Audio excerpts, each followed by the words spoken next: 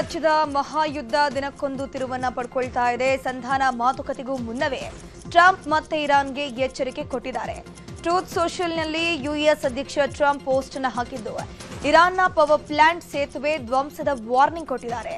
ಮಾತುಕತೆಗೆ ಇರಾನ್ ಒಪ್ಪದಿದ್ರೆ ಭೀಕರ ದಾಳಿ ಮಾಡಿ ಧ್ವಂಸ ಮಾಡ್ತೀವಿ, ನ್ಯಾಯಯುತ ಸಮಂಜಸ ಒಪ್ಪಂದ ನೀಡ್ತೀವಿ ಅಂತ ಬರ್ಕೊಂಡಿದ್ದು ಎರಡನೇ ಸುತ್ತಿನ ಮಾತುಕತೆ ಬಗ್ಗೆ ಟ್ರಂಪ್ ಸ್ಪಷ್ಟನೆ ಕೊಟ್ಟಿದ್ದಾರೆ.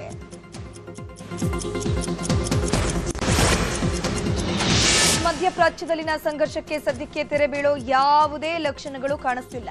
ಸಂಧಾನದ ಮೇಲೆ ಸಂಧಾನಕ್ಕೆ ಪ್ರಯತ್ನಗಳು ನಡೀತಾ ಇದ್ರು, ಅದು ಫಲ ಮಾತ್ರ ನೀಡ್ತಿಲ್ಲ.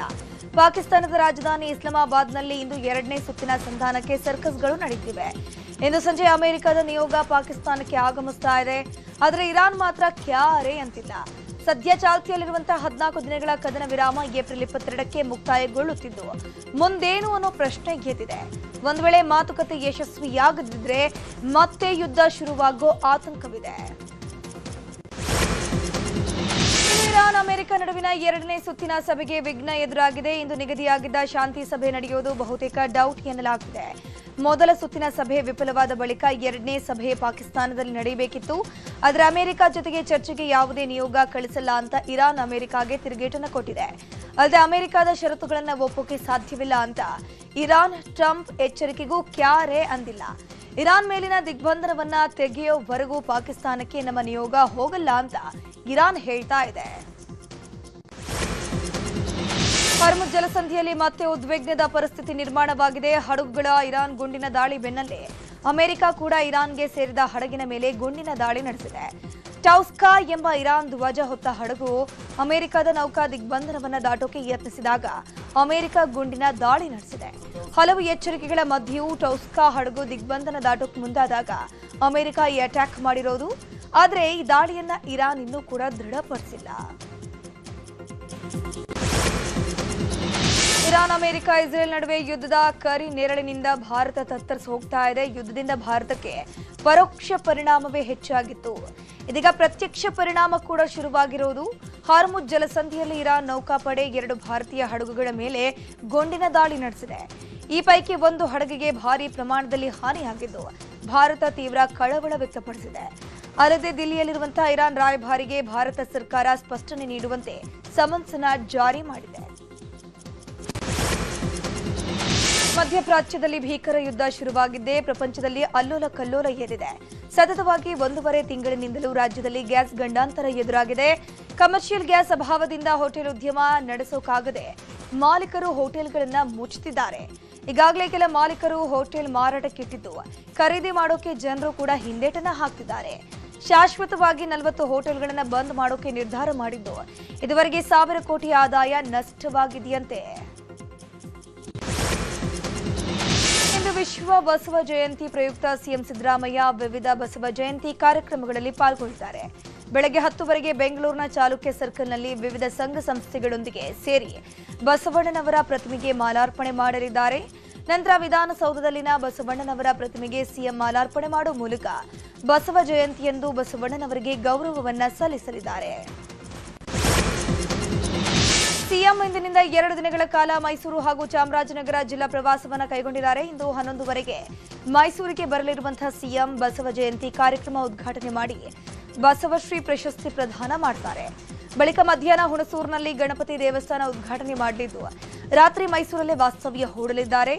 ನಾಳೆ ಬೆಳಗ್ಗೆ ಚಾಮರಾಜನಗರದ ಗುಂಡ್ಲುಪೇಟೆಯಲ್ಲಿ ಕೆರೆಗಳಿಗೆ ನೀರು ತುಂಬಿಸುವ ಹಾಗೂ ವಿವಿಧ ಯೋಜನೆಗಳ ಶಂಕುಸ್ಥಾಪನೆ ಮತ್ತು ಉದ್ಘಾಟನೆ ಮಾಡಲಿದ್ದು ಅಲ್ಲಿಂದ ನೇರವಾಗಿ ಪಿರಿಯಾಪಟ್ಟಣ ಕ್ಷೇತ್ರಕ್ಕೆ ಆಗಮಿಸಿ ವಿವಿಧ ಅಭಿವೃದ್ಧಿ ಕಾಮಗಾರಿಗಳಿಗೆ ಚಾಲನೆ ನೀಡಲಿದ್ದಾರೆ. ಪಂಚರಾಜ್ಯದ ತೀರ್ಪು ಬರ್ತಾ ಇದ್ದಂತೆ ರಾಜ್ಯ ಸರ್ಕಾರದಲ್ಲಿ ಕ್ರಾಂತಿ ಶುರುವಾಗಲಿದೆ. ಮೇ 4ಕ್ಕೆ ಪಂಚರಾಜ್ಯ ಉಪಚುನಾವಣೆ ಫಲಿತಾಂಶ ಹೊರಬೀಳಲಿದೆ. ಇದರಿಂದ ಮೇ 10ರ ಬಳಿಕ ರಾಜ್ಯ ಕಾಂಗ್ರೆಸ್ನ ಗೊಂದಲ ಬಗೆಹರಿಸೋಕೆ ಹೈಕಮಾಂಡ್ ಮುಂದಾಗಲಿದೆ. ಮೇ 20ಕ್ಕೆ ಕಾಂಗ್ರೆಸ್ ಅಧಿಕಾರಕ್ಕೆ ಬಂದು 3 ವರ್ಷ ಪೂರ್ಣಗೊಳ್ಳುತ್ತೆ. ಹೀಗಾಗಿ ಮೇ 10ನೇ ನಂತರ ಸರ್ಕಾರದಲ್ಲಿ ಕ್ರಾಂತಿ ಶುರುವಾಗಲಿದ್ದು ಸಿಎಂ ಡಿಸಿಎಂನ ಕರೆದು ಮಾತುಕತೆ ನಡೆಸೋಕೆ ಹೈಕಮಾಂಡ್ ಮುಂದೆ ನಿರ್ಧರಿಸಿದೆ. ಇದರಿಂದ ನಾಯಕತ್ವ ಬದಲಾವಣೆಯೋ ಅಥವಾ ಸಂಪುಟ ಪುನರಚನೆಯೋ ಅನ್ನೋ ಗೊಂದಲಕ್ಕೆ ತೆರೆ ಬೀಳುವಂತಹ ಸಾಧ್ಯತೆ ಕೂಡ ಇದೆ. ಕಾಂಗ್ರೆಸ್ ಪಾಳ್ಯದಲ್ಲಿ ಸಚಿವ ಸಂಪುಟ ಪುನರಚನೆ ಜಟಾಪಟಿ ಜೋರಾಗಿದೆ. ಸಂಪುಟ ಸೇರೋಕೆ ಹಿರಿಯ ಶಾಸಕರು ಹಠ ಬಿಟ್ಟಿಲ್ಲ.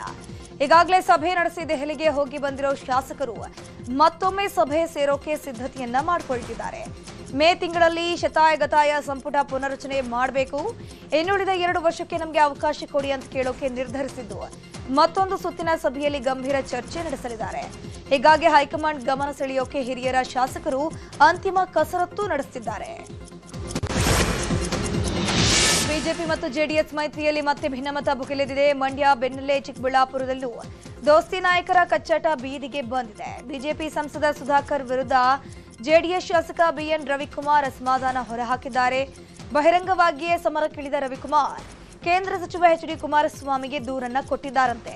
ಅತ ಸಂಸದ ಡಾಕ್ಟರ್ ಕೆ ಸುಧಾಕರ್ ರಾಜ್ಯ ಬಿಜೆಪಿ ನಾಯಕರ ಗಮನಕ್ಕೂ ತಂದಿದ್ದು ತಟಸ್ಥ ನಡೆ ತೋರಿದ್ದಾರೆ ಎನ್ನಲಾಗ್ತಿದೆ.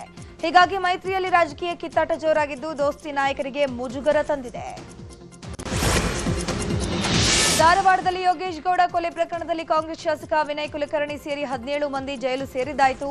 16 ಮಂದಿ ಜೀವಾವಧಿ ಶಿಕ್ಷೆ ಅನುಭವಿಸುತ್ತಿದ್ರೆ ಓರ್ವ ಅಪರಾಧಿ 7 ವರ್ಷ ಜೈಲು ಶಿಕ್ಷೆಗೆ ಗುರಿಯಾಗಿದ್ದಾರೆ. ಬಿಜೆಪಿ ಮುಖಂಡನ ಕೊಲೆ ಕೇಸ್ನಲ್ಲಿ ಒದ್ದಾಡ್ತಿರೋ ವಿನಯ್ ಕುಲಕರ್ಣಿ ಶಾಸಕ ಸ್ಥಾನ ಉಳಿಸಿಕೊಳ್ಳೋಕೆ ಪರದಾಟ ನಡೆಸಿದ್ದಾರೆ. ಇಂದು ಹೈಕೋರ್ಟ್ ದ್ವಿಸದಸ್ಯ ಪೀಠಕ್ಕೆ ಅರ್ಜಿ ಸಲ್ಲಿಸುವಂತಹ ಸಾಧ್ಯತೆ ಕೂಡ ಇದೆ.